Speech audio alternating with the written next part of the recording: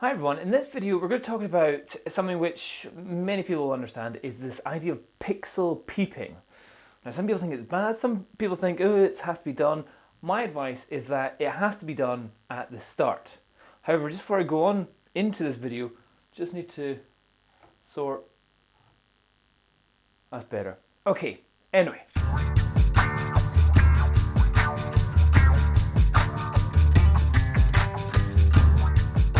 So any of you who are not familiar with this term of pixel peeping, what it is with digital cameras, you've got the number of pixels that your camera can take, whether it's like a 12 million pixel camera or a 24 million pixel camera.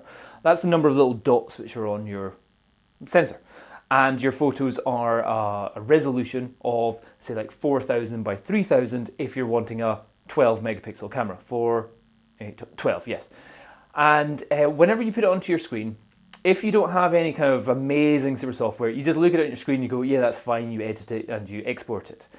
However, if you have a certain software like Adobe Lightroom or Photoshop or anything like that, you can zoom in to your images very, very, into the tiny little dots, to the point where you can see the individual pixels that make up the image. Now, pixel peeping has its benefits and also has its drawbacks. One, if you pixel peep all the time, you end up not seeing the photo and seeing the inconsistencies within a sensor.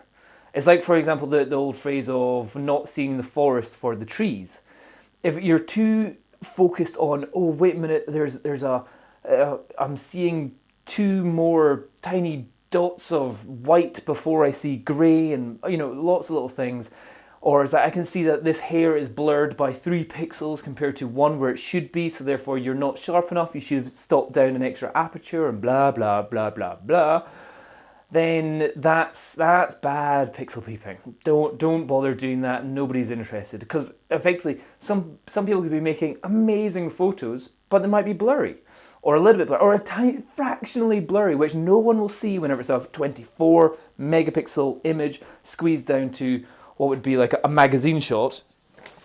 I know something like even do we have a full page image in here? No. Or like a half page shot. That thing that's done with the Alpha A99, which is something 24 megapixel camera. Do you know what? There might have been blur there. Who cares? It's not important. However, here's where pixel peeping is important. And that is whenever you first get a camera and you first get a lens, with all your lenses in fact, because what you want to do is check that everything is working. Pixel peeping is there so you can check that what you've bought and what you're using and the way that you're using it is at its absolute optimum, as it were. If you get a camera, you want to check that every focal point or every focus dot that you have on the, you might, if you've got a cheaper camera, you might have only 5 focus areas where you can go, I want to focus on that bit there, or that bit there, or that bit there, or there, or there. And what you want to do is you want to do boring photos, like a photo of a wall like that, and get your camera to focus with your bit on the side, your focus, autofocus dot thing, focus on that. And then you take your photo and you check on your computer, you zoom in as much as possible and go, is that sharp? And if you go, it is, brilliant, it's worked.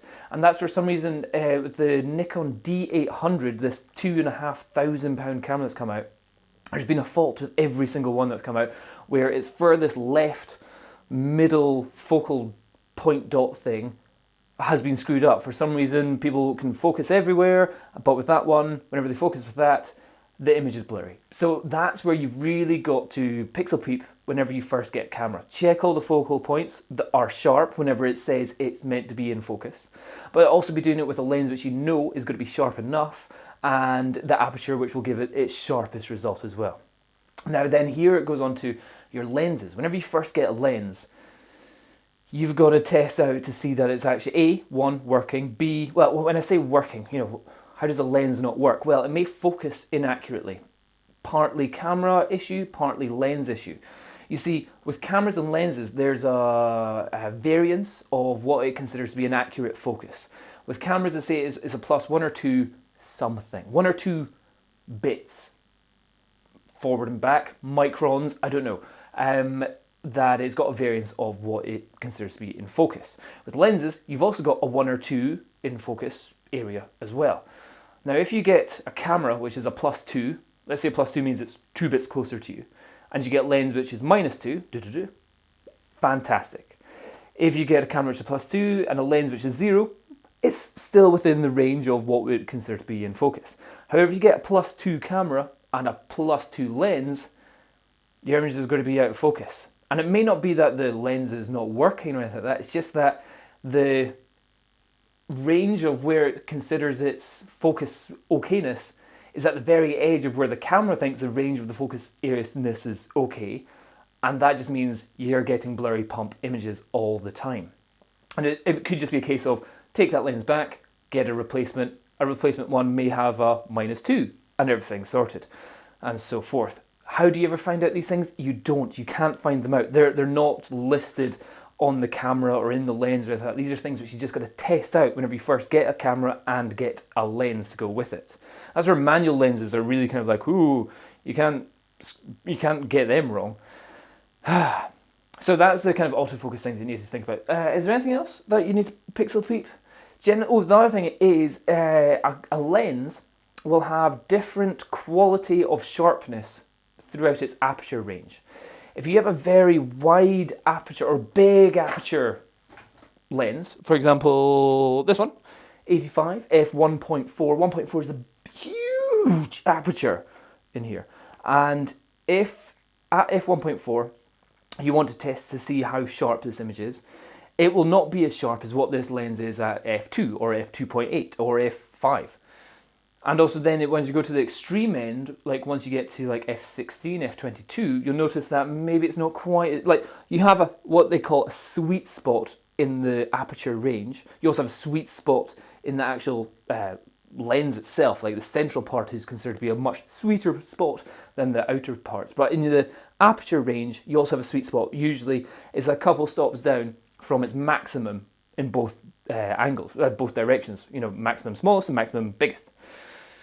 So that's what you want to check, is how bad or how degraded the images are when you're at your maximum aperture or your minimum aperture. For example, if you get a lens which is an f1.4, 1.4, you want to test to see, is it just going to be a blurry mush, or is it going to be okay for you to be able to use that if you're squeezing it down from a 24 megapixel down to a 12 megapixel image in the end once you print it off.